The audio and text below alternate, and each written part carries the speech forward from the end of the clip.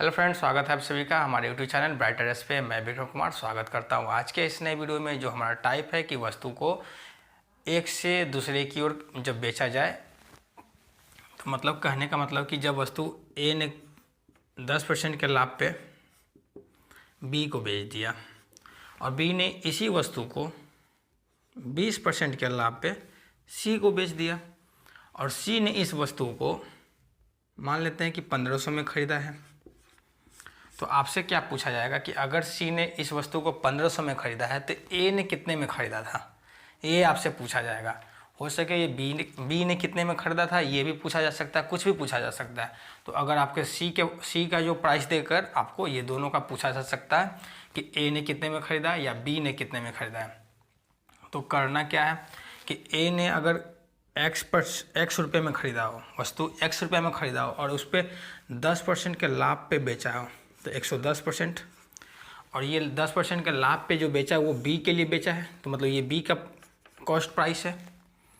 फिर क्या किया, बी ने 20% के लाभ पे सी को बेच दिया है, तो अगर बी ने बेचा होगा तो 120%, और ये जो कॉस्ट प्राइस, अब टोटल जो कॉस्ट प्राइस आ गया ये सी के लिए आ गया, और सी ने जो ख़रीदा है वस्तु वो तो 1500 में ख़रीदा था, तो सी यानी कि सी का जो कॉस्ट प्राइस है ये 1500 के बराबर हो जाएगा।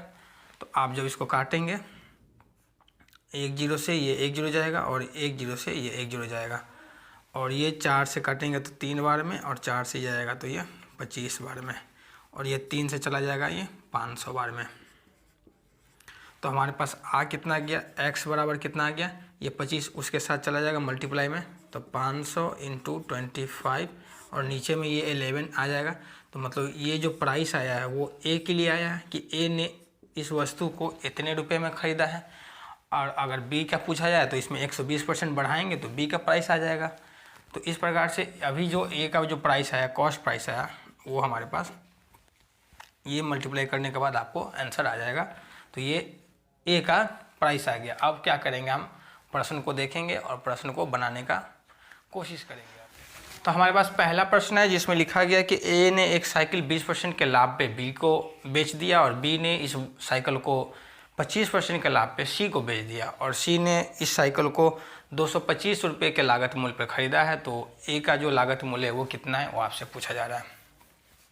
तो ए का लागत मूल्य जितना भी हो, मान लेते हैं कि एक्स होगा, और इस पे 20% के लाभ पे ये बी को बेच दिया है, तो ये बी का जो है ये क्रय मूल्य बी के लिए है, ये कॉस्ट प्राइस जो आया है वो बी के लिए है, और बी ने क्या किया, इसी वस्तु को 25% के लाभ पे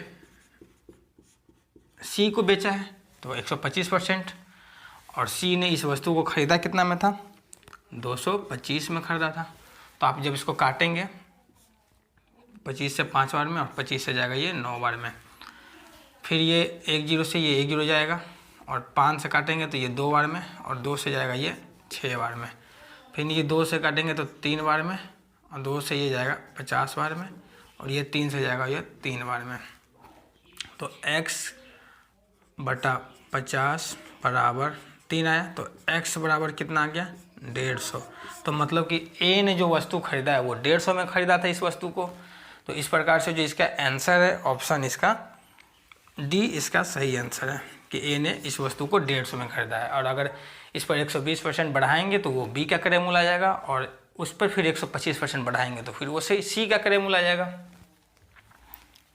आते हैं दूसरे प्रश्न की ओर, और हमारा दूसरा प्रश्न है जिसमें लिखा गया कि एक्स ने 5% के लाभ पे एक घर को बेचता है जिसकी कीमत 1,50,000 है, और वाई ने फिर उसको पुनः 2% के लॉस पे एक्स को वापस घर बेच देता है। तो फिर इसमें सारे जो सौदे हुए उसमें एक्स को क्या मिला, लाभ मिला या हानि मिला।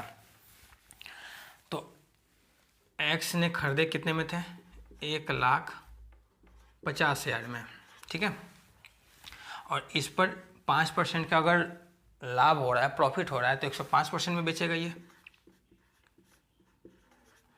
डबल डिजिट रहेगा, और ये आ जाएगा हमारे पास कितना आ जाएगा, ये मल्टीप्लाई करेंगे तो 1,57,500 रुपया, और ये जो आया ये वाई का क्रय मूल्य आ गया, वाई ने इतने में ख़रीदा है, ये वाई का क्रय मूल्य आ गया, जबकि एक्स ने 5% के लाभ पे बेचा है।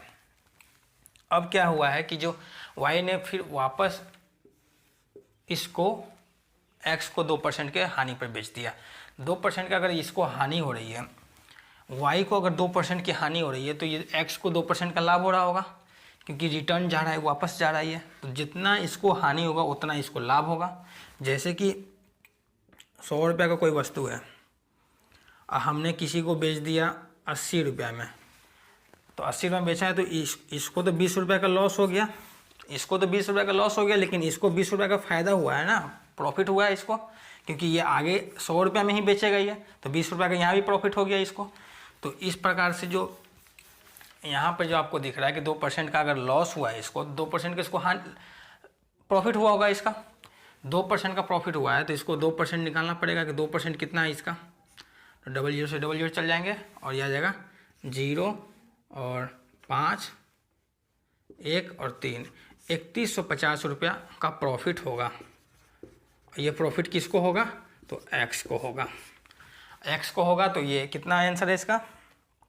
ऑप्शन सी इसका सही आंसर हो जाएगा कि x को इतने 3150 रुपये की प्रॉफिट हो जाएगी, क्योंकि 2% की अगर y को लॉस हो रहा है तो 2% को इसको प्रॉफिट होगा, सीधी सी बात है।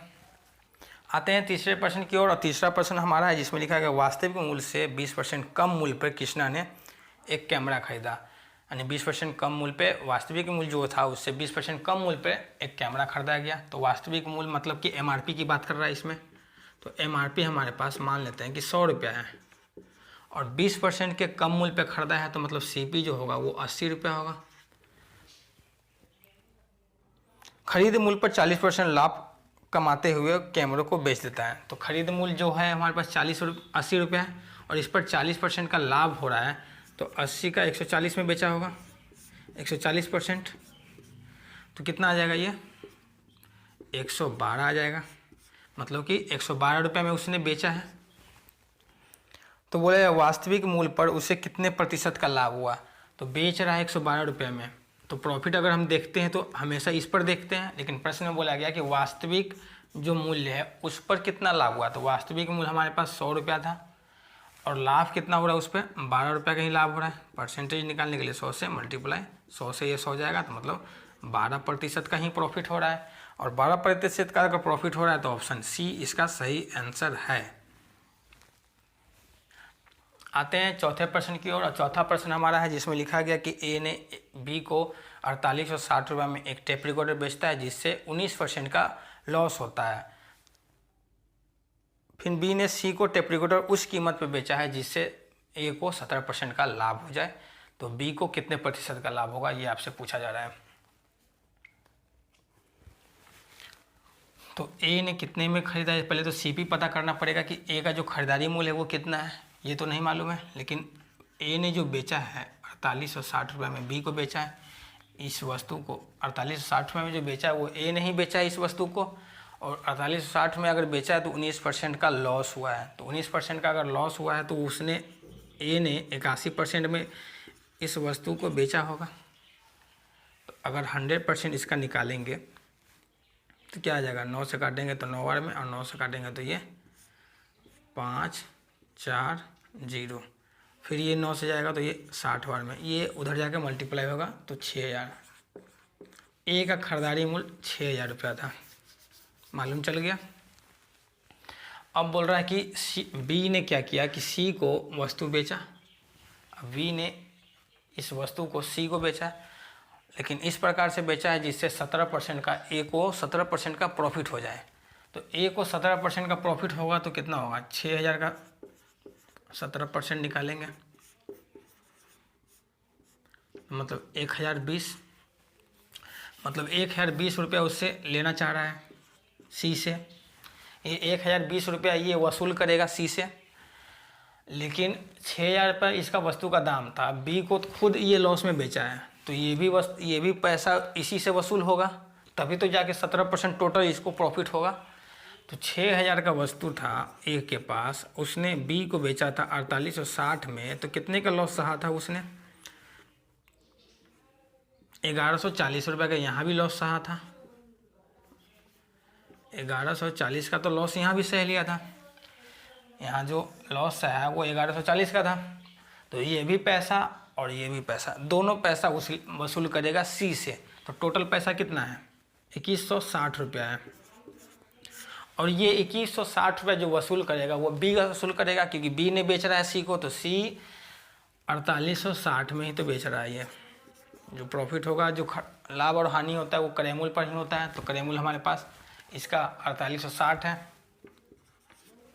तो एक जीरो से ये एक जीरो जाएगा और काटेंगे इसको तो चल जाएगा, 3 से कटेगा, ये 9 से काट लेते हैं इसको, 5 बार में और 3 4 बार में, और 9 से आ जाएगा 2 बार में, और 3 इधर 0, और इधर हो जाएगा आपको 3 से जाएगा ये 18 बार में, और 3 से जाएगा ये 80 बार में, 2 से 9 बार में, और 2 से जाएगा ये 40 बार में। अब नहीं जाएगा तो मतलब आ गया 400/9%। तो इसको अगर हम सही तरीके से लिखें तो 44 सही 4/9% इसका आंसर हो जाएगा, कि बी को जो प्रतिशत लाभ होगा वो 44 सही 4/9% इसका सही आंसर होगा। और इस प्रकार से जो इसका ऑप्शन है, ऑप्शन सी इसका सही आंसर है। वो प्रश्न को आप क्या करेंगे, सबसे पहले इसको निकालेंगे, कॉस्ट प्राइसेस का निकालेंगे ए का, और ये क्या करेगा बी सी से टोटल पैसा वसूल करेगा ए के लिए 17% के लाभ पे, ताकि इसको ए को 17% का लाभ हो। तो 17% का अगर ए को लाभ हो रहा है तो 1020 रुपया उसको चाहिए, टोटल पैसा इसको इतना चाहिए। यहाँ भी इसको लॉस हुआ था, ए को यहाँ लॉस हुआ था, तो ए का जो लॉस है 1140 रुपये, ये भी वसूल करेगा सी से। तो टोटल पैसा इसको वसूल करेगा इससे, तो ये 2160 रुपया वसूल करेगा और ये 4860 है। तो ये प्रॉफिट निकलेगा, इतना परसेंट का ए को लाभ होगा। 17% उसको लाभ हो रहा था ए को, जबकि बी को इतना परसेंट का लाभ होगा। तो ऑप्शन इसका सही आंसर सी हो जाएगा। तो नेक्स्ट प्रश्न हमारा जो 5वां प्रश्न है, इसको आज हम होमवर्क में रख लेते हैं, और उम्मीद करते हैं कि प्रश्न आपको अगर समझ में आ गया होगा तो इस प्रश्न के कमेंट आप ज़रूर कमेंट बॉक्स में करेंगे। और आशा करते हैं कि आपके जो प्रश्न जो पीछे MRP वाले हैं, चाहे और भी पीछे जो प्रश्न जो मैंने वीडियो बनाए थे उस पर आपके प्रश्न बन रहे होंगे। तो मिलते हैं अगले वीडियो में, और अगले वीडियो में नेक्स्ट जो टाइप होगा हमारा एक शॉपकीपर पे आधारित होगा, जिस पे सीखेंगे बेईमान जो दुकानदार होते हैं वो किस प्रकार से ठगी करते हैं और उस पर लाभ अर्न करते हैं, उस पर देखेंगे। तो और मिलते हैं अगले वीडियो में। तो अगले वीडियो में हम बात करेंगे बेईमान जो दुकानदार होते हैं उस पर। तो थैंक यू वीडियो को पूरा देखने के लिए।